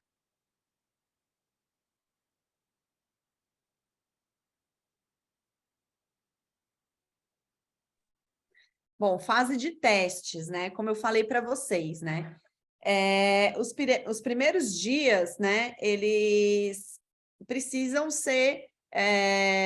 A gente precisa entender que, assim, nem sempre vai dar super certo nesse primeiro dia, né? Esse cuidador tem que estar seguro, né? Da técnica para poder passar segurança para o bebê. E aí, o que acontece? Esse primeiro dia ele vai ajudar também a gente entender, né, de quantidades, né? A gente tem uma calculadora aí de quantidades, né? Quanto que a gente oferta para o bebê. Depois das meninas, a gente passa lá para vocês, mais ou menos isso. Mas a gente vai ter uma ideia, né, de quanto que a gente vai conseguir, que o bebê desperdiça, o quanto que o bebê bebe, né? E o importante é, assim, a gente começar esse teste antes da gente começar a se ausentar, né? Então, por exemplo, se eu tenho que voltar para o trabalho daqui 15 dias, eu já tenho que começar a testar com essa cuidadora que vai ficar com o meu bebê, ou a cuidadora, ou o cuidador, né? Já tenho que começar a fazer esse teste. Primeiro, para o bebê começar a aprender, porque assim como o bebê nasce não sabendo 100% mamar, a gente acha que eles sabem mamar, mas eles também vão aprendendo. Eles também vão aprender um novo jeito de se alimentar. Então, precisa fazer esses testes antes, né? Essa pessoa precisa estar mais segura. Então, como a Carla falou, às vezes algumas avós se dão muito bem na colher dosadora, porque ela simula uma mamadeira, né? E a gente tem aquele, mas por que não dá uma mamadeira logo, que é muito mais fácil? Você toma mamadeira e não desmamou, que é o que a gente mais escuta, né? Então, é importante a pessoa, né, que vai ficar com o bebê poder ter essa oportunidade antes. Então, por exemplo, sei lá, marca um cinema com o marido, sei lá, vai no mercado, vai fazer a unha, marca uma saidinha e deixa esse bebê com esse cuidador para fazer esse teste, né? Então, assim, você já fica de sobreaviso, qualquer coisa a pessoa vai ligar, você volta para casa, mas é importante esses testes acontecerem antes. E para o cuidador, né? Ele precisa testar o mesmo utensílio durante um tempo, né? Então, não é só em uma mamada, não deu certo, desperdiçou muito, não vou tentar mais. Tem que ter essa constância de teste, né? Para a gente entender se deu ou não deu certo, porque, como eu falei para vocês, não só o bebê aprende, como o cuidador também aprende o manuseio de ofertar esse leite. Então, 3, 4 dias seguidos, depois desse período, se a gente perceber que, assim, está tendo muito desperdício, o bebê não está aceitando bem, o cuidador não está se dando bem com essa técnica, a gente tenta outro utensílio. Mas então a gente escolhe um desses utensílios e segue na persistência desse utensílio por esse período, assim, né? E a gente tem muitos testes, né? Então a gente pode usar o copinho, a gente pode usar a colher, a gente pode usar só uma colher, né? Então, às vezes, tem alguns bebês que aceitam melhor, né? A pessoa pega na colher e põe para o bebê fazer tomar esse leite de outra forma. É importante a gente fazer esses testes com antecedência. É isso aí. Estamos terminando mas para falar, sintetizar um pouco de tudo, juntando a aula 1 com a aula 2, na aula 1 a gente fala muito sobre o armazenamento e a ordenha, e para quando a gente está começando a fazer esse processo, e a gente não sabe quanto que o nosso bebê vai tomar, a gente sempre fala de guardar em pequenas quantidades, né? Então a fase de testes vem aqui para juntar tudo isso, que é juntar. Como que eu vou saber quanto que o meu bebê mama? Então, se eu fizer potinhos de 40 ml, que foi o que a gente falou lá na aula 1, por exemplo, é nessa fase de testes, que é mais ou menos de 1 mês a 15 dias antes de eu realmente, por exemplo, voltar a trabalhar ou de o bebê ir para a creche, é que eu vou começar a testar quanto que o bebê vai aceitar tomar. E às vezes começa um pouquinho e vai aumentando a quantidade. Então, é uma fase de testes para todo mundo, é uma fase de testes para iniciar a ordenha, para saber quanto que armazena, para entender essa rotina de armazenamento, para entender quanto que o bebê mama, para entender qual é o apetrecho melhor a ser usado. Então, precisa de um momento especial dedicado a isso, e ele é realmente mais difícil do que a separação, né, do que esse retorno ao trabalho propriamente dito, porque eu tenho um monte de demandas ao mesmo tempo nesse período prévio. Então, é muita coisa que a gente está lidando ao mesmo tempo. Então, é bem angustiante essa fase. Só que quando, por exemplo, a mulher retorna ao trabalho, é como se ela estivesse voltando àquela vida que ela tinha antes, assim, e muitas vezes é muito bom. Ela se reconhece um pouco naquela mulher que ela foi antes daquele bebê nascer. E isso traz um lado muito bom também, que deixa aquela pessoa feliz às vezes de voltar. Às vezes não, mas assim, enfim, isso vai de cada um. Então, tem uma leveza, de certa forma, você ter um tempo para você sem ficar 24 horas grudada com o bebê. Enfim, estou falando só algumas opiniões que podem acontecer, né? Não necessariamente é assim para todo mundo. Mas para dizer que pode se tornar mais leve depois, enquanto essa fase de testes ela pode ser mais pesada. Demanda muito da gente e até a gente se ajustar, entendeu? Então, por isso que a gente chama, é uma fase importante para se dedicar a ela. Gi, posso fazer um adendo só? Que na oferta também, na fase de teste, é legal, como a gente tinha falado, né, de não esperar o bebê ter fome. Então, um jeito da gente começar é começar fracionando e dando pequenos potinhos, né, pequenas 40 ml, de hora em hora, para esse bebê ir treinando e acostumando, não chegar naquele momento de muita fome e ficar irritado, porque aí fica muito difícil da gente conseguir manusear esse leite dessa forma. Isso. E as duas últimas considerações que eu acho que são importantes falar é o seguinte: é muito importante no momento que você estiver reunida com o seu bebê, amamentar em livre demanda. Então, se você for trabalhar, o bebê for da creche, amamentar antes de sair de casa e ao retornar, e especialmente à noite, porque é quando a prolactina, o hormônio que produz o leite, ela é maior, e isso ajuda a manter os níveis adequados de produção de leite, tá bom? Então, a gente não tem problema ordenhar quando tiver ao longo do dia, durante o trabalho, mas é importante a livre demanda dos outros momentos para manter a produção de leite adequada, tá bom? E eu acho que isso talvez seja... muita gente pensa assim, mas algumas pessoas não, então é importante falar.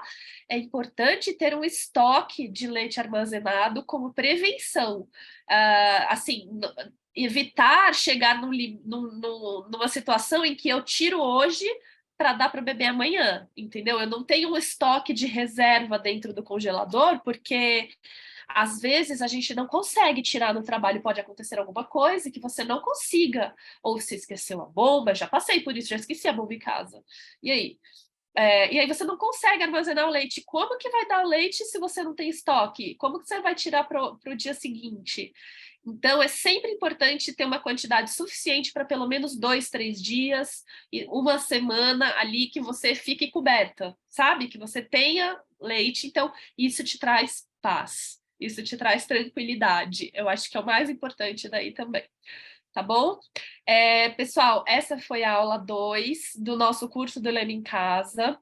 Queria agradecer a presença de todos aqui e queria falar também que a gente vai colocar no chat aqui do Zoom. A gente tem um grupo de apoio no WhatsApp para quem quiser participar. A gente fala de amamentação e a gente apoia todo mundo que quiser fazer parte desse grupo. A gente tira dúvidas, um monte de coisas sobre a amamentação e acompanha esse momento de cada família que tem as dúvidas todas. É um grupo bem legal, bem movimentado que a gente faz e a gente oferece para quem faz esse nosso curso. Esse também é o WhatsApp do Leme, quem quiser salvar. E a gente vai mandar também aqui no chat o link da pesquisa de satisfação para quem quiser responder, porque ajuda a gente a melhorar algumas coisas que talvez não tenham sido tão boas. Os comentários, os feedbacks são sempre importantes, né? Então, é isso. Obrigada a todas e a todos pela presença, pela APIC também, por disponibilizar a gravação. E é isso, a gente vai abrir agora para as perguntas, para quem quiser, a gente vai responder o chat, e quem quiser abrir o microfone e perguntar, estaremos aqui respondendo, tá bom? Isso vai fazer parte da gravação também. Oi, obrigada, foi maravilhoso, super completo. Vamos, antes de começar aqui as dúvidas, só para se alguém precisar sair, já que a gente, né, 3 profissionais maravilhosos aí, a gente acabou avançando um pouquinho do horário. Então, quem puder abrir a câmera para a gente tirar uma foto e registrar aí. Di, você consegue tirar o print? Que como eu estou gravando aqui, fica um pouco difícil. Dé, eu Não? acho que eu não consigo colocar naquele... Na Peraí. galeria? Peraí que eu ponho. Achei. Desculpa, pronto. Também já. achei. Então, vamos lá. Quem tiver com bebezinho aí, a gente adora ver os bebezinhos acompanhando. Vamos lá. Vamos tirar juntas, né? Eu também tiro. Vamos. 1, 2, 3 e... Pronto. Então, eu vou ler aqui as dúvidas do chat. O pessoal ficou, acho que, envergonhado que está sendo gravado. Mas tem 2 dúvidas bem importantes aqui no chat. Ah, tá aparecendo mais agora, olha aí. 2 observações só antes que eu queria fazer rapidinho. Como as meninas já falaram, o mais importante é treinar o cuidador. O bebê, mais cedo ou mais tarde, ele vai se adaptar e vocês podem ficar tranquilos que eles nos surpreendem. A gente tem mania na nossa sociedade de achar que as crianças não são capazes de fazer as coisas, as crianças são capazes de muito mais do que a gente acredita, tá? Tenho 2 historinhas dos 6 que a gente acompanha. Uma é que uma mãe chegou lá, nunca tinha oferecido copo para o bebê, e ela falou, ai meu Deus, o que eu faço? Chegou e falou, olha, ele toma super bem no copo. E a cuidadora, né, a pessoa que ia ficar na escola, achou, ele já está acostumado, então tá bom. A cuidadora ficou tranquila e deu tudo certo. No fim do dia, ele tomou ao longo do dia super bem, e no fim do dia, ela falou para a mãe, nossa, realmente, ele já sabe tomar, né? O que aconteceu nesse caso? A cuidadora estava tão tranquila que aquilo que o bebê já sabia fazer, que deu certo. E num outro SEI, uma professora que era responsável por oferecer, ela não conseguia dar de jeito nenhum, e a própria coordenadora acabou pegando para ela, porque ela estava tranquila, ela sabia da importância de insistir, de não ceder a mamadeira, e ela pegou esse bebê e a coordenadora da escola começou a oferecer para os bebês. Então, é muito importante. Como elas falaram, não sair já de cara trocando para outro utensílio, né? Dá um tempinho para o bebê se acostumar, para o cuidador se acostumar. Tá nervoso, o bebê tá muito nervoso, acalma o bebê antes, sem chupeta, né? Porque também não adianta, a gente fez todo esse cuidado e vai lá e tá com chupeta na boca do bebê. Então, tem sling, tem banho, tem passeio, várias formas de acalmar um bebê, né? Vou ler aqui a dúvida do...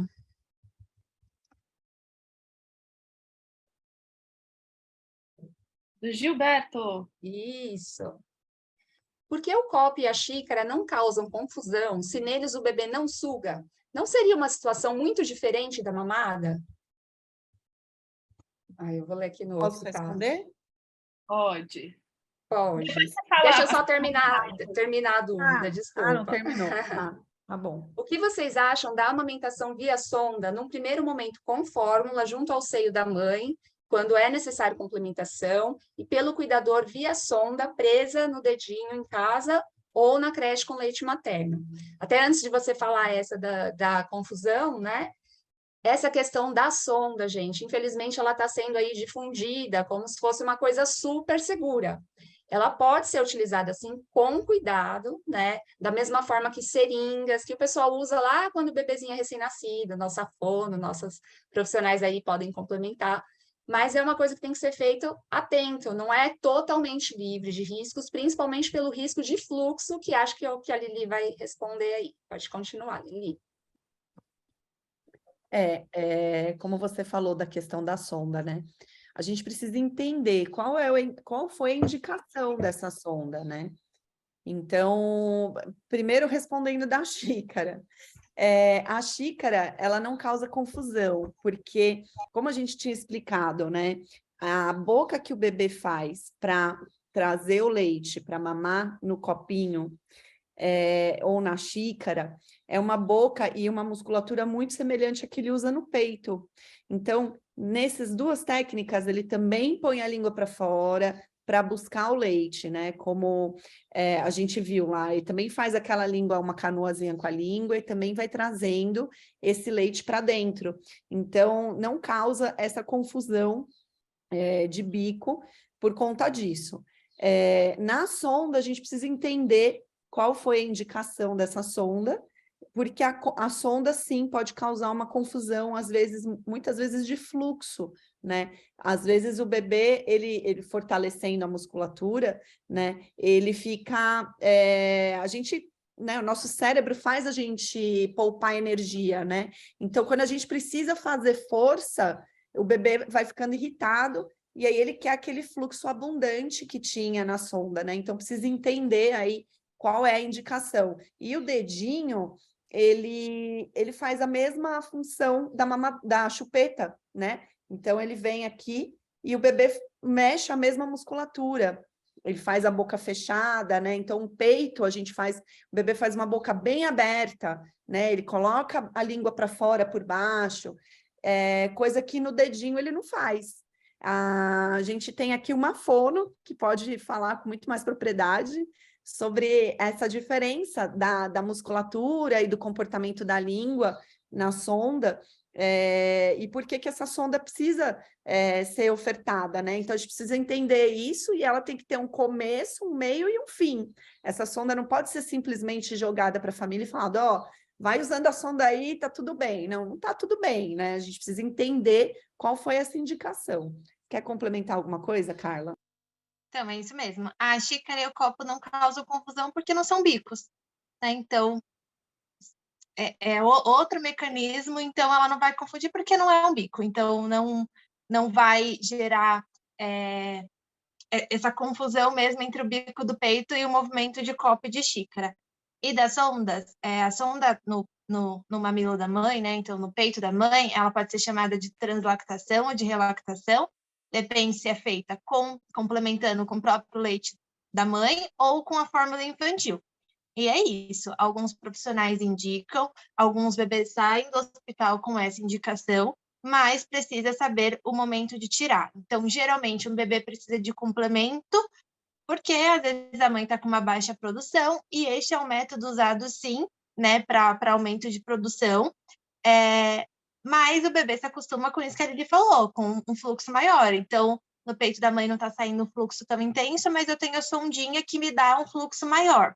Tá, depois, quando esse aumento de produção da mãe acontecer, o fluxo nunca vai ser igual da sondinha, que já estava com leite ali na boca da saída, assim, né? Já está ali na pontinha da saída. Então, nunca vai ser igual. E, às vezes, a gente tem muita dificuldade em conseguir retirar essa sonda, né? Depois de um tempo que o bebê está usando.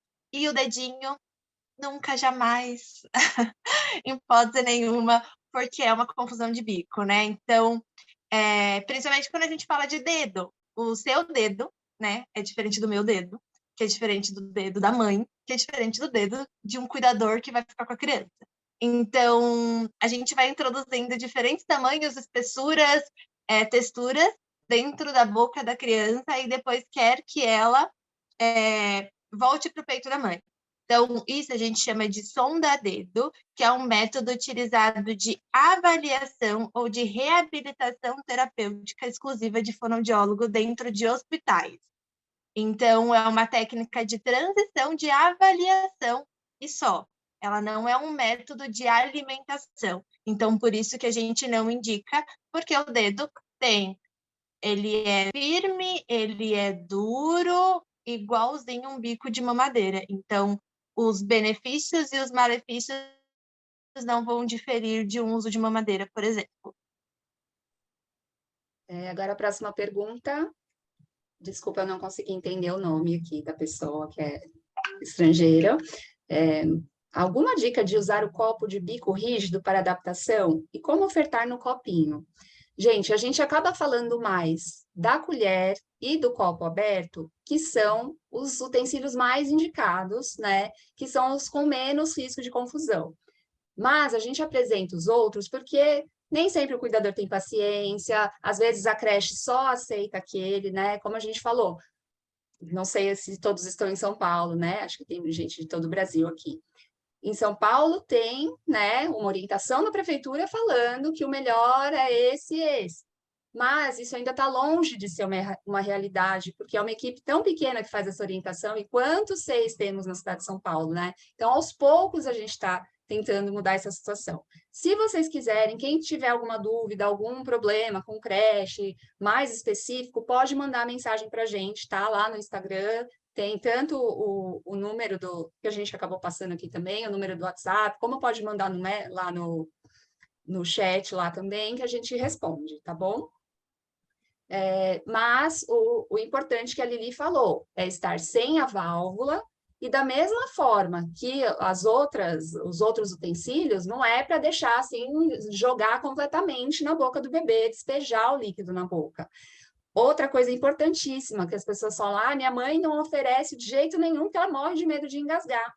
Se for ofertado, como a gente falou, com o bebê desperto, na posição correta, o risco desses utensílios causar engasgo é menor do que a mamadeira, tá? Que a mamadeira, geralmente o bebê está ali sentado, aquele fluxo da mamadeira é muito maior do que o bebê está acostumado, então é uma questão cultural, como a Diana falou, a gente acha que bebês e mamadeira são uma coisa só, e por isso as pessoas aceitam ofertar na mamadeira, mas até na mamadeira os bebês vão ter que se acostumar também, só que eles vão se acostumar com uma coisa completamente prejudicial, como a gente falou bastante ao longo do curso, tá bom? As pessoas que fizeram as dúvidas mais específicas, se acharam que a gente não respondeu, entrem, gente, no grupo de apoio, aí a gente responde com mais calma, tá bom? Que o nosso horário aí avançou um pouquinho. A Gláucia colocou aí também a pesquisa de satisfação, o link do grupo de apoio. Uma pessoa está perguntando, a Cíntia está perguntando, como ver esta aula novamente? Essa edição a gente conseguiu gravar, então a gente pede uns dias aí para vocês, para a gente conseguir editar, né, um pouquinho, e a gente já, edição, né, do começo, do fim e tal, mas a gente vai disponibilizar para vocês. Quem tiver com muita urgência, a gente tem uma edição do ano passado, que são com outras pessoas, que já está gravada, e vocês pedem para a gente também manda para vocês, tá bom?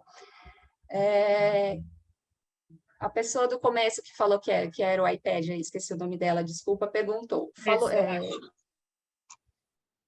Sei que você falou sobre a ebulição, mas saberia dizer mais ou menos a temperatura para o banho-maria? A Posso Diana quer responder. Pode. Eu acho que é Andressa, se eu não me engano. Desculpa, Isso. não consegui reter o nome, mas eu tenho quase certeza que é. Foi isso. Vou falar o seguinte, existem atualizações nesse sentido da temperatura, novos artigos científicos que foram lançados, e principalmente no protocolo americano é que ele é mais citado. O que a gente sabe é o seguinte, quanto mais alta a temperatura, por exemplo, de um micro-ondas ou de uma água fervente, mais eu vou desnaturar as proteínas, eu vou destruir células, vai ser pior para o leite, quanto mais alta. Então, idealmente, quanto mais frio a forma de descongelar, é melhor, é que eu vou ter mais qualidade naquele leite. Então, descongelar na geladeira é muito bom. Isso em casa, né? Na escola isso não vai ser feito, porque demora. Mas eu vou ter um leite mais preservado. Tem gente que prefere descongelar na torneira, porque tem uma água fria, né? Então vai descongelando aos poucos.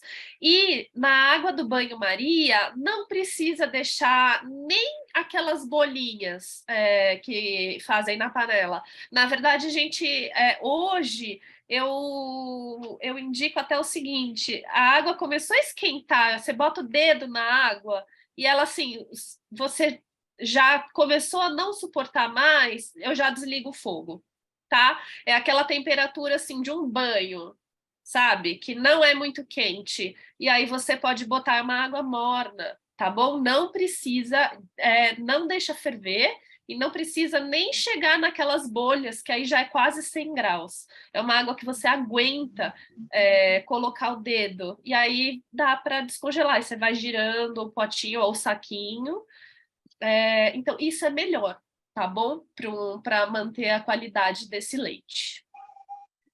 A Andressa perguntou aqui também, do leite armazenado, quantos ml deve conter em média em cada pote? Isso a gente falou bastante na última aula, né? Falando, a gente tem que conhecer o nosso bebê e testando, ver quanto ele aceita. A gente fala dos potes pequenos para que não haja desperdício.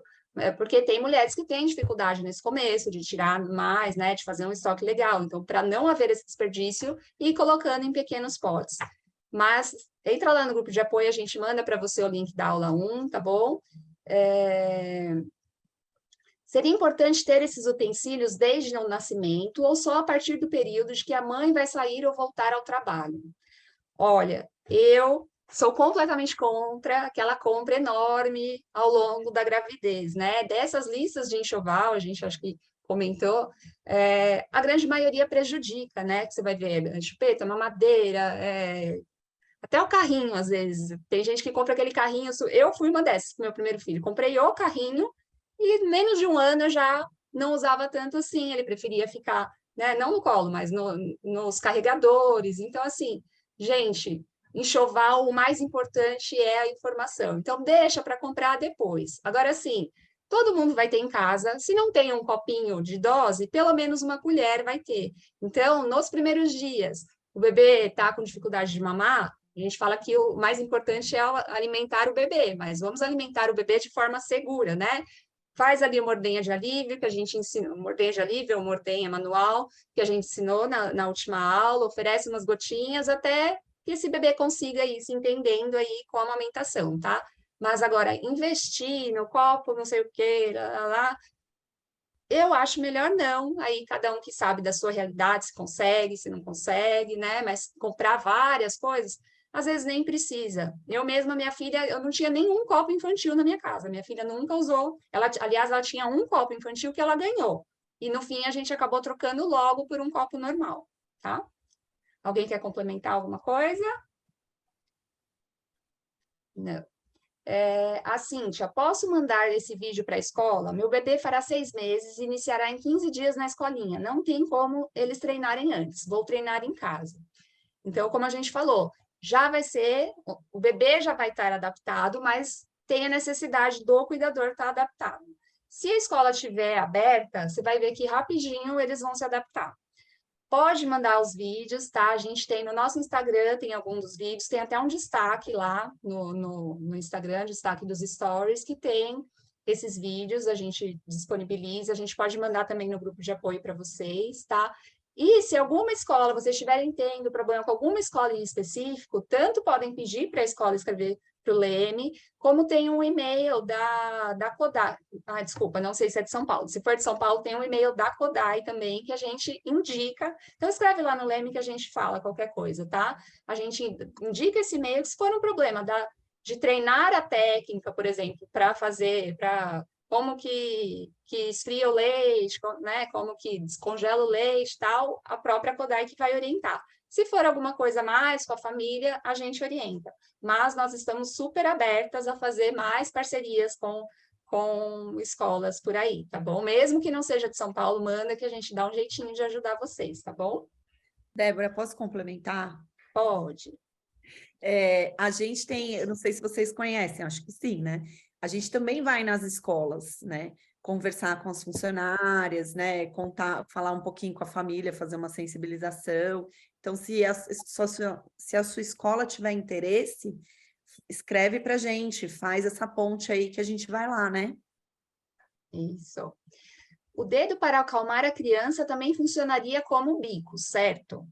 Gente, se for o dedo dela, não, deixa a criança em paz, conhecer o próprio corpo, sugar o dedinho à vontade, tá? É super normal, faz parte do desenvolvimento do bebê. Primeiro chupar o dedo dele, depois começa a chupar o pé, chupar a mão, chupar tudo, né? E é normal. O pessoal costuma falar, eu vou dar chupeta porque é melhor a chupeta do que o dedo.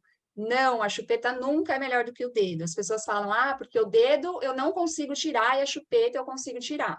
A chupeta você consegue tirar, mas não é de forma respeitosa e não necessariamente porque você vai pegar e esconder aquela chupeta, o bebê vai acabar com a necessidade de utilizar essa chupeta, né? O dedo. Estudos aí falam que um bebê amamentado de forma correta, que não teve uma privação, né, grande de amamentação aí, geralmente eles deixam isso não se torna um hábito, né? Ele só vai conhecendo aquele próprio corpo, mas ele, na hora que ele quer sugar efetivamente, ele tem acesso à amamentação e tá tudo certo, tá? Então, somos time dedo sempre, não tem problema nenhum. Pessoas que a gente conhece histórias, né? Minha prima tem 30 anos e chupa chupeta. Acontece, porque são vícios orais causados pela falta de amamentação normal e geralmente você pode pesquisar aí a história, né? Teve alguma coisa, alguma intercorrência na amamentação. Agora, uma pessoa que foi bem amamentada e que teve suas necessidades respeitadas, dificilmente vai levar um vício aí ao longo da vida. E acho que a Carla falou lá, ou a Diana, esses vícios que a gente fala, vícios orais, cigarro, caneta na boca o tempo inteiro, ficar roendo unha, às vezes gente que morde a roupa, são vários os vícios que são causados por esse tipo de coisa. Quem foi a pessoa que perguntou aí? Teve um slide que vocês iriam falar de outras confusões que podem prejudicar a amamentação além dos bicos, mas acho que acabaram não falando. Na verdade, é esse slide que a Carla falou, né? Tanto a questão da respiração, da fala, da mastigação, tá? Você ia falar alguma coisa, Gi? E, na verdade, eu acho que a pessoa perguntou sobre a gente colocar o dedo na boca do bebê, na hora que falou da sonda dedo. Porque tem gente que usa isso como técnica para acalmar o bebê. Então, Exatamente. isso aí é mais ou menos o que a Carla respondeu já. Não sei se já ficou claro, se a Carla quiser complementar mais. Mas é que eu aproveitei e falar que a gente costuma falar do dedo e chupeta, que é importantíssimo, que é uma das coisas que as pessoas acabam deixando. Eu sei que faz mal, mas eu não quero meu filho chupando chupando o dedo. E vai lá e coloca a chupeta, né? Então é isso, se o bebê está estressado e ele encontrou o dedo dele, a mão, alguma coisa, e ele se autorregulou dessa forma, isso faz parte do desenvolvimento, que bom. Agora, se a gente acha que o bebê está irritado, estressado, e a gente vai lá e coloca o nosso dedo, é um outro bico, é um outro mecanismo, então é considerado sim também. É o mesmo esquema da sondinha, com sondinha ou sem sondinha, qualquer coisa que a gente introduz na boca do bebê, no sentido dele sugar, a gente está provocando e estimulando uma confusão, sim. Isso, outra coisa que a gente costuma falar para vocês ficarem atentos são os mordedores, né? Tem aqueles mordedores muito comuns de mãozinha, de pezinho, que às vezes é exatamente uma chupeta, né? Então fica de olho, às vezes, meu bebê tá mordendo, mas ele não usa bicos, que será? Vai ver e é um mordedor, que é praticamente um bico. Então, a gente indica mordedores duros, depois que o bebê já come, até uma cenourinha, um legume mais durinho, né? Alguma coisa assim. Enquanto não come, sempre optar por mordedores que não sejam parecidos com um bico, tá bom? Gente, não sei se alguma de vocês quer falar mais alguma coisa, a Di quer falar, mas Na realmente a verdade, gente pode falar. não, é só complementando a última pergunta, que ela falou que a gente ia falar de outras coisas que podiam dar confusão, fui eu que falei isso, que eu citei o canudo, por exemplo. São outros apetrechos que podem dar confusão, a gente não falou especificamente, mas o copo de bico rígido e o copo 360, eles são fatores moderados para confusão de bico, porque eles podem, dependendo do tipo do copo e dependendo da criança, causar confusão de bicos. Tem copo de 360 que precisa sugar muito, por exemplo, e a criança faz uma força de morder ou de sugar, e quando vai amamentar, machuca o peito da mãe.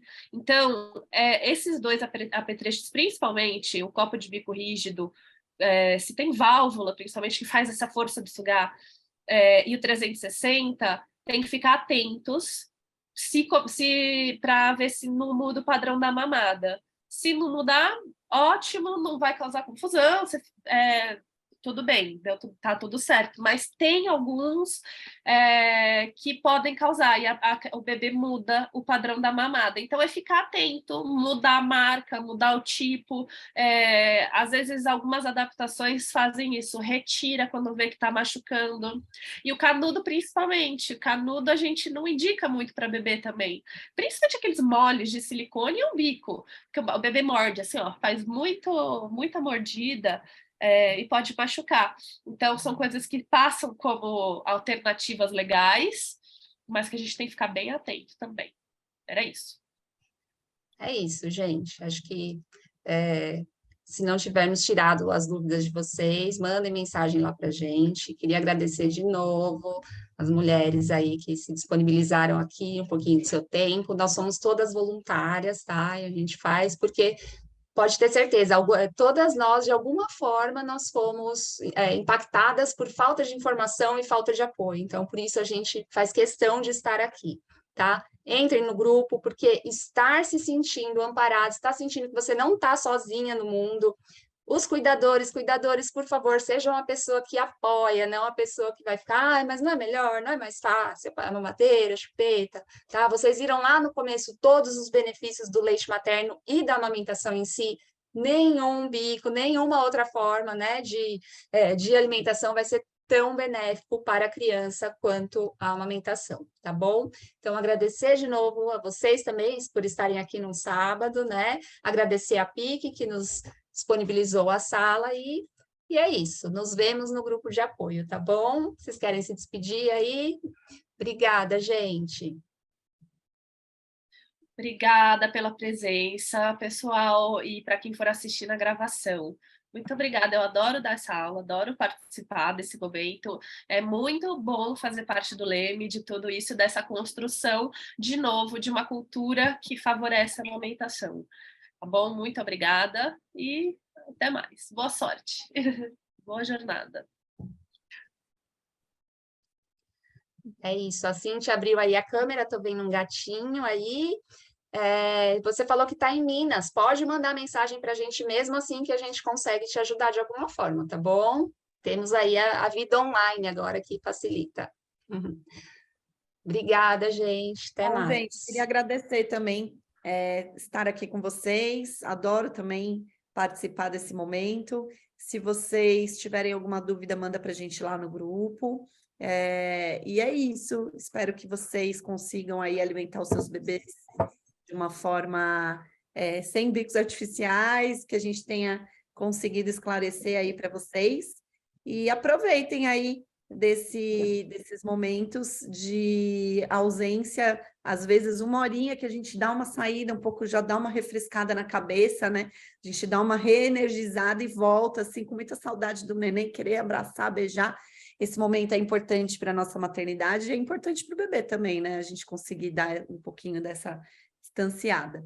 E é isso, gente. Depois sigam a gente lá na rede social. E obrigada, mulheres. Um beijo aí. E bom final de semana para todo mundo. Obrigada, gente. Sejam muito bem-vindos, né? Para quem está, a partir de agora, vai entrar no nosso grupo. Esse é só o início. né, que todo o apoio e a continuidade do trabalho se dá ali diariamente, também respondendo e auxiliando nas questões do grupo. E é isso, sejam muito bem-vindos. Obrigada, agradecer também quem não está aparecendo aí no vídeo, mas quem está por trás, que a nossa equipe é maravilhosa, sempre uma, né, cobrindo a outra, para a gente estar aqui há 3 anos já oferecendo esse curso de forma bimestral, né? Então, a Chica, a Milena, a Juliana, que foi nossa coordenadora aí por tanto tempo, hoje a Natália esteve aqui com a gente, hoje ela ficou mais quietinha, mas também a Gláucia, sempre muito importante a gente ter esse apoio. Obrigada a todas. Me desculpem se eu esqueci de alguém. É isso, um beijo, obrigada.